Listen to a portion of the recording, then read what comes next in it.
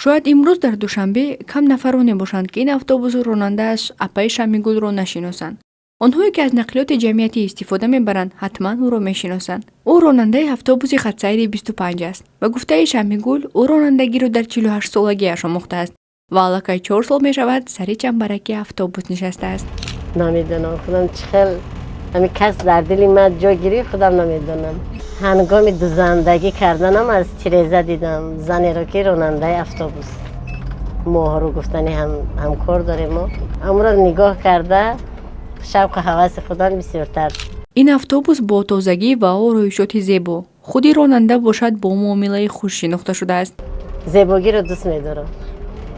همه وقت میخوام که در خانه مثل گپ در سر و لباس در جایی که من میشینم میفهمم همه وقت زیبا باشد. روز قهرمانی ما از ساعت 4:30 صبح آغاز می شود. اتوبوس او ساعت 6 صبح الکی به راه می براید و تا ساعت 6 بگاه در خدمت مسافران است. او میگوید چون کسبش را دوست می‌دارد خستگی را عموما احساس نمی‌کند. میخوام همه وقت در این راه خلقم از من راضی باشد. همه وقت در این راه باشم.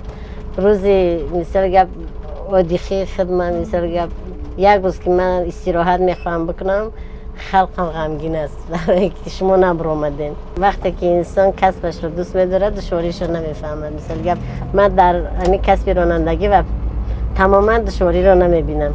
شمیگل میگوید میشوند حالت‌هایی که راننده‌های نقلیات دیگر یا مسافران نسبتش دغلی یا بی‌حرمتی میکنند.